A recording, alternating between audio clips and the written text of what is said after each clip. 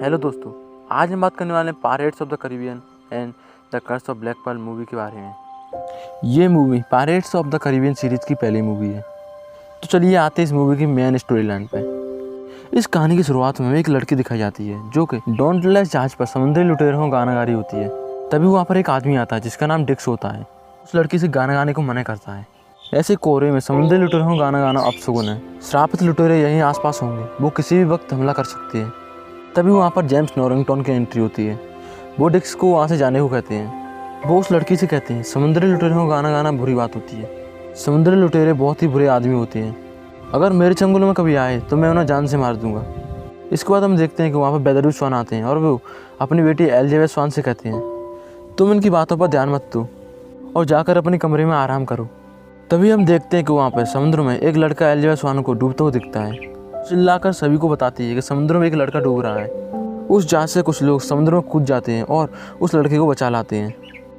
तभी हम देखते हैं कि वहाँ के और पास के जहाज फट जाते हैं। जब एलिजाबेथ स्वान उस लड़के के पास बैठी होती है तो उसे उसके गले में एक सिक्का दिखता है जिस पर समुद्री लुटेरों का चिन्ह छपा होता है। उसे देखकर अब वो समझ जाती है कि ये लड़का एक समुद्री लुटेरा है। लेकिन वो ये बात किसी को नहीं बताती क्योंकि उसे पता है अगर मैं इन लोगों को बताऊंगी तो ये लोग इसे मार देंगे, इसलिए वो उस सिक्के को भी छुपा लेती है। अब कहानी बढ़ती है यहाँ से 8 साल आगे। अब एलिजाबेथ स्वान बड़ी हो चुकी है। अगले दिन हम देखते हैं कि एलिजाबेथ के पिता बेदरू स्वान उसके कमरे में आते हैं उसके लिए अच्छे से कपड़े लेकर। वो कहते हैं मैं आज तुम्हारी शादी की बात मिस्टर नॉरिंगटन से करने वाला हूँ, इसलिए तुम जल्दी से तैयार हो जाओ। दूसरी तरफ हमें वो लड़का दिखाया जाता है जो कोई बचपन में एलिजाबेथ ने बचाया था। उसका नाम विलियम टर्नर है और वो एक लोहार है। वो बेदरू स्वान के लिए एक तलवार लेकर उनके घर आता है। तभी वहाँ पर एलिजाबेथ आती है। दरअसल एलिजाबेथ और विलियम टर्नर एक दूसरे को काफ़ी पसंद करते हैं। अब एलिजाबेथ और विलियम टर्नर एक दूसरे से बातें कर रहे होते हैं तो ये देखकर मिस्टर स्वान को अच्छा नहीं लगता और वो एलिजाबेथ को वहाँ से लेकर चले जाते हैं। अब अगले सीन में हम देखते हैं कि पोर्ट रॉयल में सभी सैनिक जेम्स नॉरिंगटन का स्वागत करते हैं। साथ ही उनकी पदोन्नति पर बेदरू स्वान उन्हें एक शाही तलवार भी गिफ्ट करते हैं। वहीं दूसरी तरफ हम कैप्टन जैक स्पैरो को देखते हैं जो कि अपनी छोटी सी नाव पर आ रहा होता है। वो अपनी छोटी सी नाव को पोर्ट रॉयल के बंदरगाह पर पार कर देता है। तभी उसके पास वहाँ का मैनेजर आता है। वो जैक स्पैरो से कहता है तुम्हारा नाम क्या है और यहाँ पर नाव पार करने का 1 रुपये लगता है। तभी जैक स्पैरो उसे 3 रुपये देता है और कहता है रखो तिकने दाम और भूल जाओ नाम। इससे वो मैनेजर उसका नाम स्मिथ रख देता है। अब हम देखते हैं कि जैक स्पैरो को वहाँ पर एक शानदार जहाज दिखता है जिसका नाम होता है इंटरसेप्टर। वो उस जहाज को चुराने की सोचता है लेकिन वहाँ पर 2 पहरेदार होते हैं। वो उन पहरेदारों को बेवकूफ़ बनाकर वहाँ से चला जाता है और उस जहाज पर पहुँच जाता है।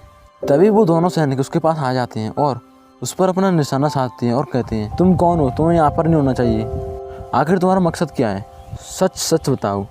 तभी जैक कहता है मेरा प्लान है कि मैं इस जहाज को चुराऊँ और टोर्टुगा शहर में जाकर अपनी धौंस झाड़ूँ। वो दोनों सैनिक समझ रहे थे कि ये मजाक कर रहा है। अब दूसरी तरफ हमें दिखाया जाता है कि जेम्स नॉरिंगटन एलिजाबेथ स्वान को शादी के लिए प्रपोज कर रहे होते हैं। उस वक्त एलिजाबेथ ने एक टाइट ड्रेस पहनी होती है जिसकी वजह से वो अपनी सांस नहीं रोक पा रही थी। वो उसी वक्त ऊपर से नीचे पानी में गिर जाती है। जैसे वो पानी में गिरती है जैक स्पैरो की नज़र उस पर पड़ती है और वो उसे बचाने के लिए पानी में कूद जाता है और जैक स्पैरो एलिजाबेथ को बंदरगाह पर लेकर आता है। लेकिन वहाँ के सभी सैनिक जैक स्पैरो को पकड़ लेते हैं और जेम्स नॉरिंगटन उसे जेल में डालने की कहते हैं। लेकिन तभी एलिजाबेथ कहती है इसने मेरी जान बचाई है, हम इसे जेल में नहीं डाल सकते। तभी जेम्स नॉरिंगटन उसका हाथ देखता है तो उसे उसके हाथ पे स्पैरो बर्ड का टैटू दिखता है और वो समझ जाता है कि ये तो जैक स्पैरो है। अब वो सभी सैनिकों को उसे जेल में डालने का आदेश देता है। तभी जैक अपनी गन एलिजाबेथ के सर पर पॉइंट करता है और वो कहता है मुझे यहाँ जाना है और मैं तुम्हारा जहाज भी ले जाऊँगा। अब वो वहाँ से भागने लगता है। सभी सैनिक उसका पीछे कर रहे होते हैं। अब जैक छुपकर एक लोहार की दुकान में अपनी हथकड़ियाँ तोड़ने के लिए घुस जाता है। तभी वहाँ पर बिल टर्नर आता है। दरअसल बिल टर्नर वहीं काम करता है। अब हम देखते हैं कि उन दोनों में तलवारबाजी की शानदार लड़ाई होती है। उस लड़ाई की वजह से काफ़ी आवाज़ें हो रही होती है, इसलिए वहाँ पर पोर्ट रॉयल के सैनिक आ जाते हैं और जैक स्पैरो को पकड़ लेते हैं। अगले सीन में हम देखते हैं कि रात के समय वहाँ पर ब्लैक पर्ल जहाज आता है और ब्लैक पर्ल के श्रापित लुटेरे पूरे पोर्ट रॉयल में फैल जाते हैं और उस सिक्के को ढूंढने लगते हैं जो कि एलिजाबेथ ने बचपन में अपने पास रख लिया था। उन लोगों को पता चलता है कि वो सिक्का गवर्नर की बेटी एलिजाबेथ स्वान के गले में है, इसलिए वो उसे अगवा करके वहाँ से ले जाते हैं। जब ये बात विलियम टर्नर को पता चलती है तो वो जेम्स नॉरिंगटन के पास जाता है और वो उनसे एलिजाबेथ को बचाने की बात करता है। तो वो कहता है कि ना तो तुम यहाँ के सैनिक हो और ना तुम यहाँ के जहाजी, तो तुम उसे कैसे बचा सकते हो। इसके बाद विल टर्नल मदद मांगने के लिए जैक स्पैरो के पास जाता है। विल टर्नल जैक से कहता है एलिजाबेथ को बचाने के लिए तुम मेरी मदद करो। जैक उससे कहता है मैं तुम्हारी मदद क्यों करूँ, उससे मुझे क्या फ़ायदा। विलियम टर्नल कहता है मैं तुम्हें यहाँ से बाहर निकलवा दूंगा, सौदा मंजूर। जैक स्पैरो को उसका नाम सुनकर पता चलता है कि वो बूटस्ट्रैप टर्नल का बेटा है, इसलिए वो उसकी मदद करने के लिए तैयार हो जाता है। अब वो दोनों वहाँ से डॉन्टलेस जहाज को लूटने को आगे बढ़ते हैं। तभी वहाँ पर काफ़ी सैनिक आ जाते हैं और वो उन दोनों को बंदी बनाने वाले होते हैं। लेकिन जैक स्पैरो बहुत ही चालाक होता है, वो पूरी की पूरी सेना को उस जहाज पर बुलाकर वहाँ से चुपके से इंटरसेप्टर जहाज को वहाँ से लेकर निकल जाता है। इसके बाद जैक और विलियम दोनों टोर्टुगा पहुँचते हैं, जो कि नर बच्चियों और समुद्री लुटेरों का बंदरगाह है। वहाँ जैक अपने पुराने साथी गिब्स से मिलता है और वो उसे बताता है कि मेरे पास एक प्लान है जिसकी हम अमीर हो जाएंगे और हमें बहुत सारा खजाना मिल जाएगा, बस मौत की पहाड़ियों तक जाना है। ये सुनते गिब्स वहाँ से जाने लगता है, लेकिन तभी जैक उसे मना लेता है। उससे कहता है मुझे नाविकों की ज़रूरत है।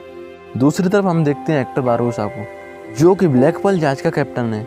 वो एलिजाबेथ स्वान से कहता है कि तुम्हारे गले में जो सिक्का है वो कोर्ट्स खजाने का सिक्का है। एज़टेक के लोगों ने ये खजाना कोर्ट्स को दिया था, मगर एज़टेक के लोग ही मानते थे कि कोर्ट्स बहुत बुरा आदमी है, उसके जुल्म कम नहीं हो रहे हैं, इसलिए भगवान कोर्ट्स के खजाने पर श्राप दे देता है।